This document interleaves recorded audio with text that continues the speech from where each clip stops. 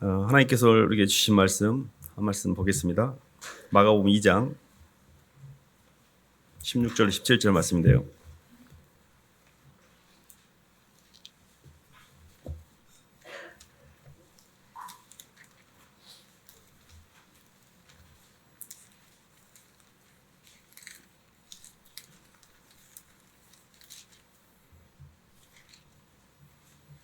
신약 55쪽입니다. 바리새인의 서기관들이 찾으셨으면 한 목소리 읽어보겠습니다. 시작. 바리새인의 서기관들이 예수께서 죄인 및 세리들과 함께 잡수시는 것을 보고 그의 제자들에게 이르되 어찌하여 세리 및 죄인들과 함께 먹는가? 예수께서 들으시고 그들에게 이르시되 건강한 자에게는 의사가 쓸데없고 병든 자에게라 쓸데있느니라. 나는 의인을 부르러 온 것이 아니요 죄인을 부르러 왔노라 하시니라. 아멘. 박수로 하나님께 영광 돌리겠습니다. 예수님을 만나는 원리인데요. 우리의 인생에 가장 궁극적인 목적이 있다면 그는 예수님을 만나서 예수님과 연합하는, 이게 우리의 인생의 목적이 아닐까 싶습니다. 그도 그럴 것이, 하나님이 인간을 창조할 때 하나님의 형상으로 창조했고 하나님의 형상으로 완성하기 위해서 두 가지 생명을 계획하셨는데, 첫 번째 생명은 흙에다가 생기를 집어넣어서 생명이 되게 하는 이 하드웨어, 몸을 먼저 만드셨고요. 이 몸 속에 하나님의 사랑이라는 영적 생명을 집어넣어서 우리 창조를 완성하시려고 했거든요. 그래서 우리가 하나님처럼 되려고 하면 두 개가 필요했던 거죠. 하나는 이 거푸집이라고 하는 하드웨어, 그리고 이 거푸집 안에 하나님의 속생명인 영적 생명인 이 조이라고 하는 이 영적 생명이 들어와야만 이 창조가 완성됐던 거였거든요. 근데 첫사람 아담이 선악과를 따먹었잖아요. 선악이라고 하는 거는 생각의 영역입니다. 이성의 영역이에요. 사랑은 감정의 영역이거든요. 근데 생각이라는 이성의 영역으로 들어오면서 사람은 선택의 부담을 갖기 시작합니다. 선을 취하고 악을 피해서 좋은 걸 가져오려고 하니까 이게 더 좋은 베러라는 개념이 생기는 거예요. 선악이라는 것 자체가 좋고 나쁜 걸 구별하는 거거든요. 그러니까 좋은 거를 자꾸 택할수록 안 좋은 게 들어오니까 안 좋은 것에 대한 부담 때문에 더 좋은 것 하다 보니까 그게 원죄가 되는 거거든요.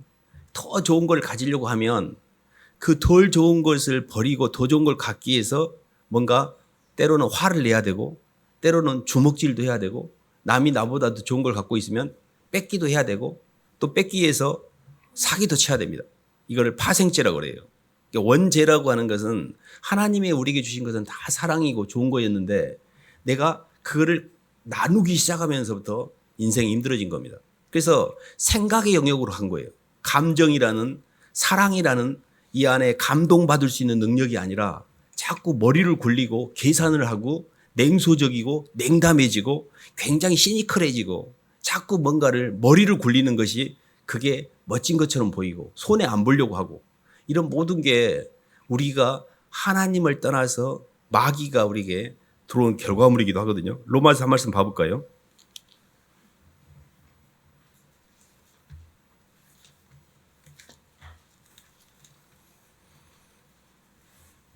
로마서 3장 23절 말씀 한번 봐보겠습니다.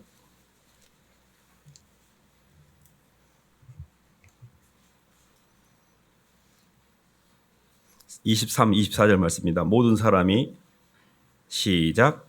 모든 사람이 죄를 범하였음에 하나님의 영광에 이르지 못하더니 그리스도 예수 안에 있는 속량으로 말미암아 하나님의 은혜로 값없이 의롭다 하심을 얻은 자 되었느니라. 아멘.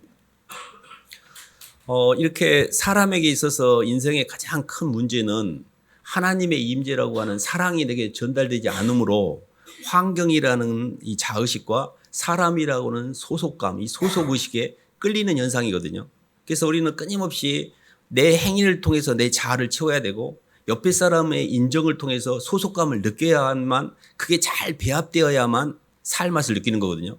근데 어느 순간에 내가 하는 일의 결과물이 실패로 끝나고 내 옆에 있는 사람이 나를 비난을 하거나 냉소적으로 냉담해지면 내 인생에 IMF가 옵니다. 굉장히 힘들어져요. 너무 슬프고 휘둘리고 뭐 사는 게 뭔지 이해가 안 되고 힘들어집니다. 그래서 사람은 끊임없이 환경을 좋게 만들어야 되는 부담과 사람에게 인정받아야 된다는 이 휘둘림 가운데서 계속 끌려가고 있는 거죠. 근데 그렇게 아무리 살아도 내 옆에 나를 가족이 친구가 그렇게 지켜줄 것 같은 사람들이 어느 순간에 떠나게 됩니다. 그때 굉장히 인생 자체가 너무너무 힘들고 억울하고 막 그러죠.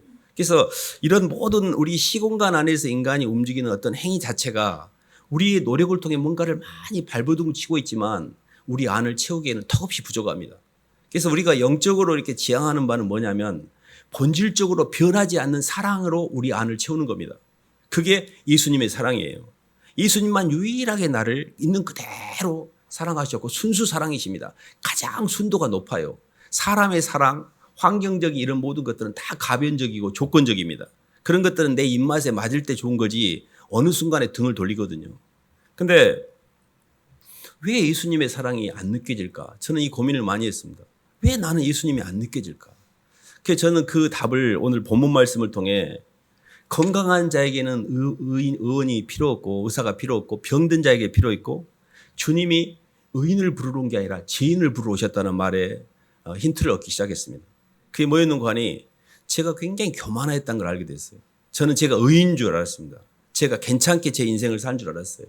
근데 제가 형편없는 죄인이고 흙덩어리고 먼지고 아무것도 아니라는 걸 깨달을 때 그때 주님을 만났어요. 제가 아담이 흙입니다. 흙. 아담아가 헬라어로 흙이거든요. 아담이 흙이에요. 내가 흙이구나. 흙이 목에다가 꽉 힘을 주고 뱀이 들어와가지고 사두개인처럼 교만을 떠는 것이 이게 마귀짓거리 하고 있는 거구나.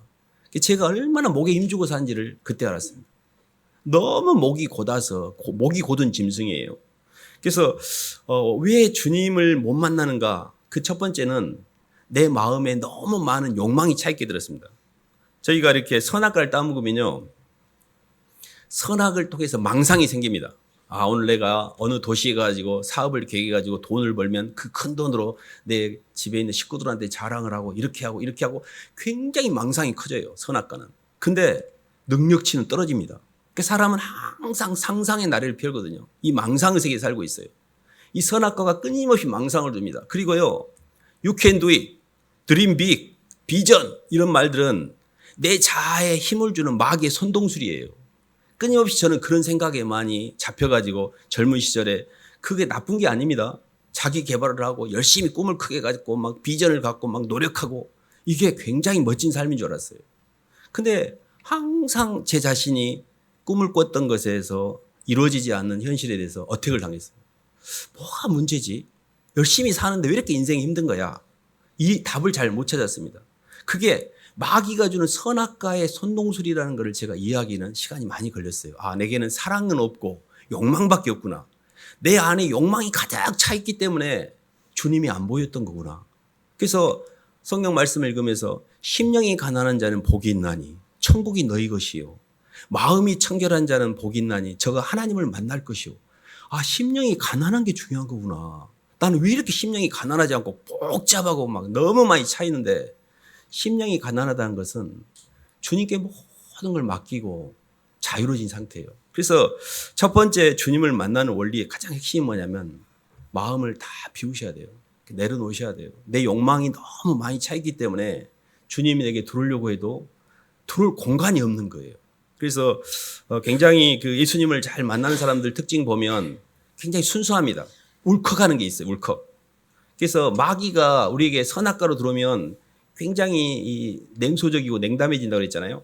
근데 성령의 역사라는 게 뭐냐면 감동받을 수 있는 능력이에요. 그래서 눈물이 있어야 돼. 눈물. 인생에 눈물이 있어야 됩니다. 눈물이 메말하러 가는 것은 내가 점점 마귀가 돼가고 있는 거예요. 어찌됐든 내가 뭔가를 통해서 내 영혼이 눈물이 있다는 것은 그나마 내 심령이 조금씩 변해가고 있는 거거든요. 에스겔 한 말씀 봐볼까요? 에스겔 11장 구약입니다. 1163쪽입니다.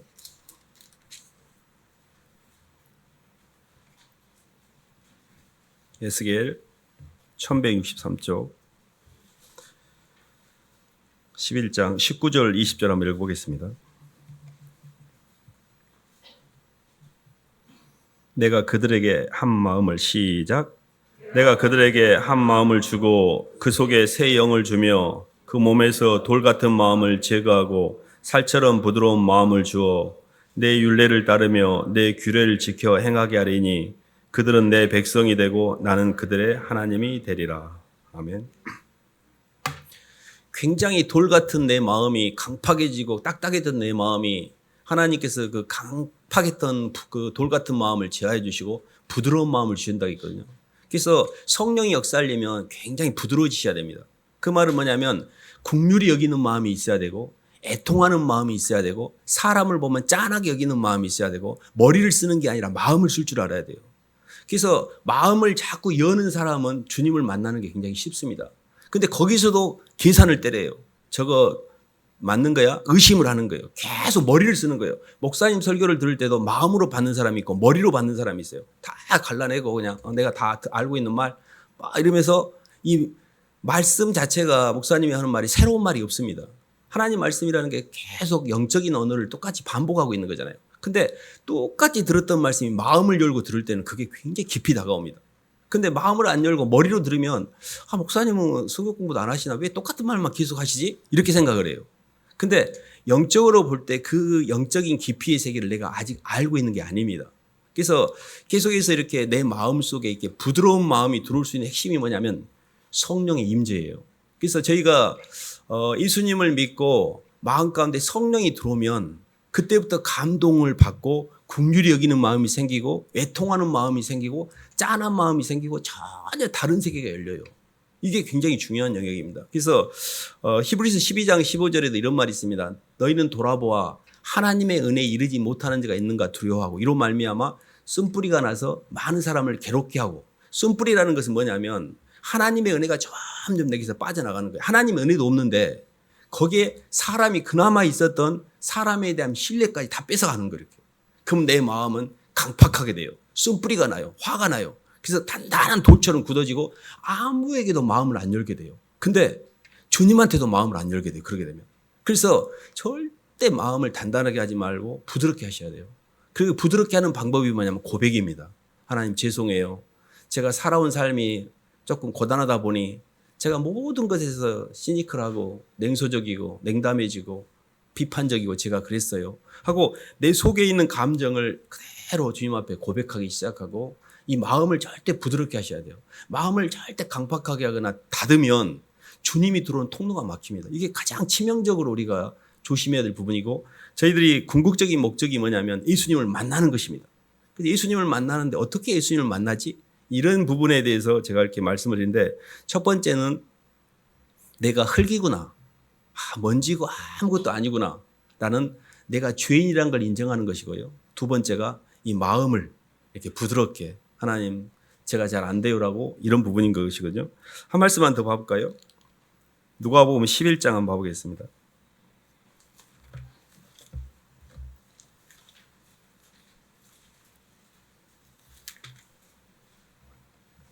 (11장) 11절로 13절 말씀입니다.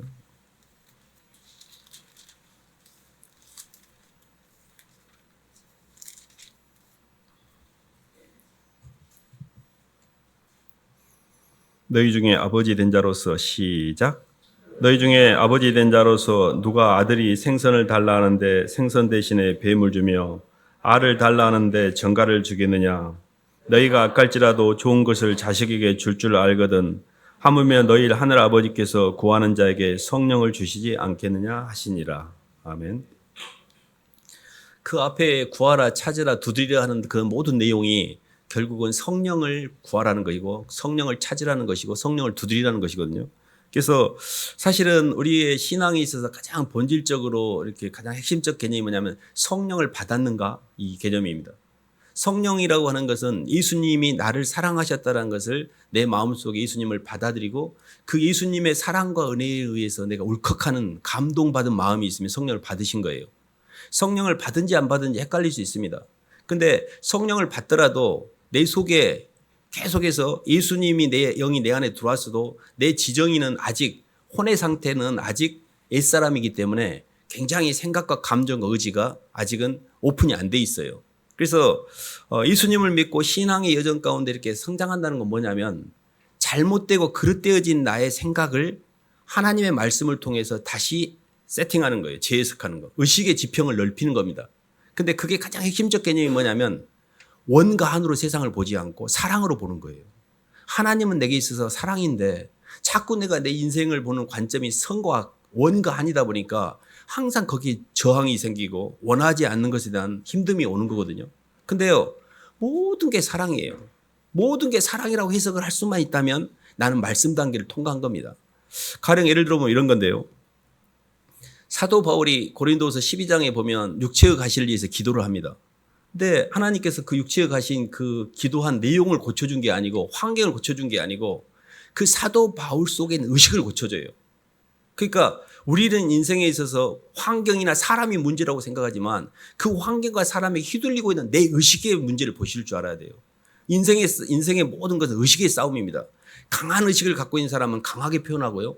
부드러운 의식을 갖고 있는 사람은 부드럽게 표현합니다. 근데 이 표현된 의식이 분명히 다시 내게로 되돌아오게 돼 있습니다. 그래서 내가 사랑을 표현하는 사람은 사랑이 돌아오고 미움을 표현하는 사람에게는 복수로 돌아옵니다. 그래서 우리는 내가 무엇을 인식하고 무엇을 표현하느냐에 따라서 그게 돌아오기 때문에 성령 충만하다는 것은 성령은 사랑이기 때문에 사랑을 인식하고 사랑을 표현하면 사랑이 돌아오게 돼 있습니다. 근데 나는 계속해서 사랑을 인식하지도 않고 사랑을 표현하지도 않고 내 욕망을 의식하고 있고 내 욕망을 표현하니까 그 욕망이 나한테 돌아오는 거죠. 그래서 이 지점에 있어서 예수님을 만나는 원리가 첫 번째가 내 자신이 주님 앞에서 낮은 마음, 가난한 마음, 겸손한 마음, 그리고 비워진 마음, 흙이라는 걸 인정하는 거라면 두 번째는 그 마음의 부드러운 마음으로 성령이 내게 들어오는 것입니다. 성령이 들어오면요 굉장히 부드러워집니다. 이번 주 수요일 날 이렇게 우리 한솔이하고 동조 형제하고 이렇게 방언을 받았는데 방언을 이렇게 하면서 한솔이가 이렇게 기도하는데 토요일 날 이렇게 성경 공부를 하고 이야기를 하는데 굉장히 막 기도가 하고 싶고 막 마음이 막 부드럽고 막 이렇게 뭔가 막 기도만 하면 좋고 주님만 생각하면 좋고 막 영이 역사를 하는 거죠. 방언을 받은 다음에 막 기도하고 저도 그랬던 기억이 납니다. 방언을 받고 나서 한동안 계속 기도하고 눈물만 나고 막 이렇게 영이 굉장히 부드러워져요. 그러니까 성령이 내게 들어올 수 있는 통로를 여는 게 굉장히 중요합니다. 그게 뭐냐면 주님 앞에서 내가 낮아지는 거예요. 그리고 주님 저 살려주세요 하고 주님께 진심으로 기도하는 겁니다. 이렇게 기도하는데 악한 자라도 자식한테 좋은 걸 주면 주는 걸 아는데 하물며 천부께서 우리가 주님 저 성령이 임재가 안 느껴져요. 저 도와주세요 기도하는데 어찌 그 성령을 선물로 주지 않겠느냐라고 성경은 기록하고 있습니다. 그래서 어떤 종교적인 열심이나 어떤 교회 안에서 어떤 활동이 중요한 게 아니고 내가 예수 그리스도를 인격적으로 만나고 그분의 사랑을 내 마음속에 받아들이고 있는가? 그분의 사랑을 느끼고 있는가? 스스로 계시는 실존하신 주님을 내가 의식함으로 내 시공간에 있는 문제를 보지 않고 그 문제 속에서 왜곡되고 굴절되는 내 의식을 볼 줄 아는가? 이런 부분이 굉장히 중요합니다. 그래서 하나님의 말씀을 들을 때마다 이게 환경의 문제가 아니고 내 자신의 의식의 문제인데 내 속에 하나님 아직도 미움이 있어요. 아직도 그릇된 판단이 있고 편협한 생각이 있고 아직도 제가 제 생각과 감정과 제 습관이 주님 앞에 노출이 안 돼 있어요. 이거를 하나씩 주님 앞에 노출시키는 거예요. 이 과정 속에서 내 영혼이 부드러워집니다. 생각이 굉장히 고집스럽고요. 굉장히 편견스러울 수 있고요. 항상 내가 맞다라는 완고함에 빠질 수 있습니다. 그런 것들을 항상 나는 틀릴 수 있다. 나는 내가 판단하는 게 잘못될 수 있다. 사람이 자기 행위에는 바르게 생각해도 필경은 사망의 길이라고 있거든요. 그래서 이런 지점에 있어서 마음을 높은 데 두지 않고 조금씩 부드럽게 하다 보면 내 마음이 조금씩 이렇게 편안해지거든요. 그래서 마지막으로 한 말씀만 다시 보겠습니다. 로마서 8장인데요.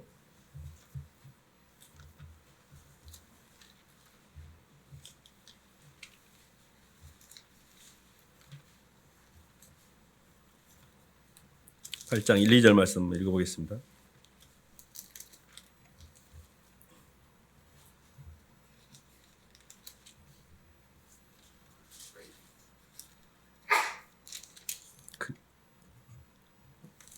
죄송합니다. 제가 로마서 8장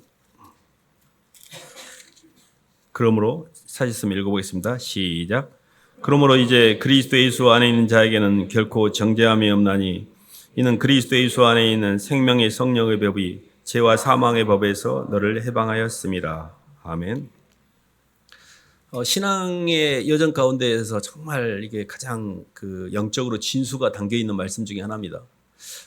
저는 예수 그리스도 안에 있는 자에게는 결코 정죄함이 없다는 게 예수님 안에서 내 생각도 굉장히 깨끗해지고 내 감정도 상처받았고 눌리고 병들고 상했던 감정도 치유가 돼 있고 예수님 안에서 내 병든 의지도 치유가 돼 있는 그리스도 예수 안에 있는 자에게 결코 정죄함이 없어요. 그러니까 분명히 나는 예수님 안에 있는데 나는 아직도 자책감이 있고 정죄감이 든다는 이야기는 예수 그리스도의 은혜가 아직 내 영혼을 못 적셨기 때문에 그래요. 그래서 예수 그리스도 안에 있는 생명의 성령의 법의 통치가 내가 육신으로 살고 있는 이 죄와 사망의 법, 아담의 피로 살고 있는 이 죄와 사망의 법이 그리스도의 피로 움직이는 생명의 성령의 법에 의해서 완전히 해방되거든요. 그러니까 예수 그리스도 안에는 결코 정죄함이 없어요. 마귀가 우리를 정죄할 수가 없어요. 그래서 우리가 중요한 거는 예수 그리스도 안으로 들어가는 원리가 뭐지? 어떻게 예수님 안으로 들어가서 내가 이 땅에 묶여있는 죄와 사망의 법이라는 내 자신의 자아에 묶여있고 내 자아라는 감옥에 갇혀있고 내 욕망에 갇혀있고 어떻게 여기서 해방이 되지? 그게 예수님 안으로 들어가는 겁니다.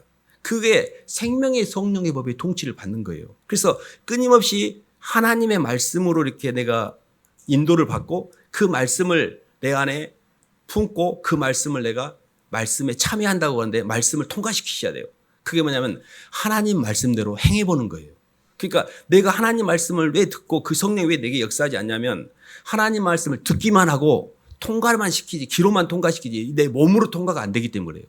그래서 말씀을 잘 들으셨으면 그걸 응축을 하셔야 돼요. 버리지 말고 내가 저거 하면 통과시켜야겠다. 저거 내가 꼭 통과해야지 하고 그걸 계속 묵상하면서 어느 순간에 그 행위대로 내 몸이 따라가잖아요. 그때 성령이 충만하게 돼요. 그러니까 생명의 성령의 법이 들어온 통로는 그리스도 예수 안에 있는 거예요. 그리스도 예수 안에 있다는 이야기는 그리스도를 생각하고 그리스도를 내가 기뻐하고 그리스도로 움직이는 거예요. 그래서 정말 저는 그 예수님을 믿고 모든 것에서 시공에 대한 제약에서 해방된 상태, 죄사함의 자유.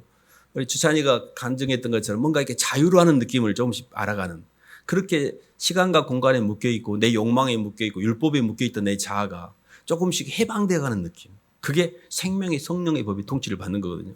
근데 이 길이 너무너무 사모하고 가고 싶은 길이에요. 그래서 제가 서두에 주님이 우리를 창조할 때 두 개의 생명을 계획하셨는데 우리가 선악과를 따먹음으로 하나가 결핍된 상태입니다.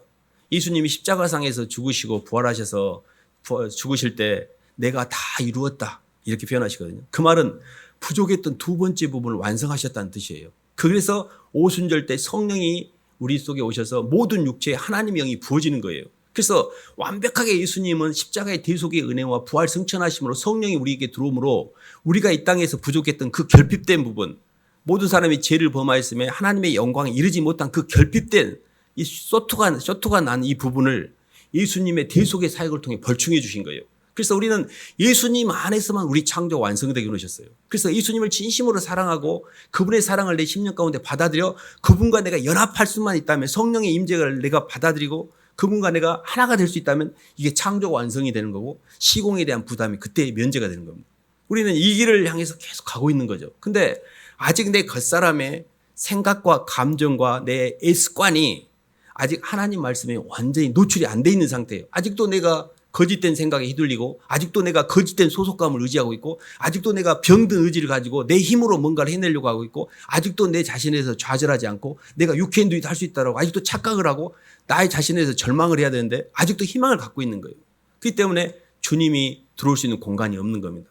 그래서 저는 오늘 말씀을 이렇게 준비하면서 어떻게 해야 예수님을 만날 수 있지? 어떻게 해야 예수님을 만날 수 있도록 도울 수 있지? 이런 지점에 대해서 이렇게 많이 생각을 했었는데 그 가장 핵심은 내 자신에 대해서 절망하는 겁니다. 하나님 저는 죄인이고요. 저는 희망이 없습니다. 주님 외에는 이게 제가 저로부터 해방될 방법이 없습니다. 제가 근본적으로 물질적 생명은 받았지만 영적 생명인 조에가 영원한 생명이 제게 없기 때문에 영원한 생명의 근원이신 주님과의 연합만 유일한 방법이지 제 노력은 아무 의미가 없습니다라는 걸 고백하는 거예요. 신성의 모든 충만이 육체로 가시고 우리도 그 안에서 충만하게 됐거든요. 교회는 그의 몸이니 만물을 충만케 한 자의 충만이라고 했어요. 유일하게 교회라는 방법을 통해서만이 충만이 우리에게 전달되는 거거든요. 그 교회가 뭡니까? 예수님을 머리로 인정하고 예수 그리스도 안으로 들어간 자, 그리스도 예수 안에 있는 자들이 바로 교회거든요. 그래서 정말 저희가 이렇게 예수님이 저희 삶의 주제이십니다. 정말 사모하고 사랑하고 너무너무 주님을 많이 묵상하면요, 마음이 부드러워져요. 주님을 많이 생각하시고요. 주님, 제가 주님께 받은 은혜 때문에 어떻게든 제가 해볼게요 하고 빚진 마음으로 마음을 부드럽게 하시고요. 한 번씩 이렇게 주님 말씀대로 사는 거예요. 그러다 보면 하나님이 이렇게 응답을 해주세요. 그러면서 나도 모르게 이 길이 맞구나. 이렇게 가니까 편안해지는구나 하고 감을 잡는 겁니다. 그래서 정말 이렇게 예수님을 만날 수 있다는 게 얼마나 큰 복인지 모르겠습니다. 저에게는 아직 희망이 있습니다. 우리가 몸을 갖고 있고 몸이 우리 육체를 떠나면 고칠 수가 없어요. 근데 내 몸이 있는 동안에는 하나님의 영이 나를 통치할 수가 있어요. 그래서 하나님 말씀을 많이 받고 그 말씀을 많이 묵상하고 그 말씀을 표현하면 그때 성령이 잘했다라고 내게 인을 쳐주는 거예요. 도장을 찍어주는 거예요. 성령의 충만, 성령의 임재가 그게 먼 단어가 아닙니다. 성령 충만, 성령의 임재는 감동받을 수 있는, 내 마음을 강팍하게 하지 않고 울컥하고 눈물이 나고 하나님의 은혜에 감동할 수 있는 능력이에요. 그래서 절대 머리를 쓰지 말고 마음을 자꾸 여셔야 돼요. 그리고 고백을 많이 하시고, 어쨌든 주님과 잘 동행하시기를 주님의 이름으로 축원합니다. 하나님 아버지, 감사를 드립니다. 하나님, 저희가 죄 가운데, 쓴뿌리 가운데, 강팍한 가운데 있을 때 하나님 조용히 찾아오셔서 저희 마음을 부드럽게 해주시고 주님의 그 핏값에 저희의 그 다쳤던 마음이 열리게 하시고 그 사랑을 부어주심으로 이 땅에서 증오나 저주나 불평이 아니라 온통 죄송함과 사랑함과 은혜 가운데 일생을 살 수 있는 또 다른 길을 열어주셔서 감사를 드립니다. 하나님, 더 주님 앞에 마음을 열게 도와주시고 주님의 사랑을 더 깊이 받아들일 수 있도록 인도하여 주시옵소서. 예수님 이름으로 기도드립니다.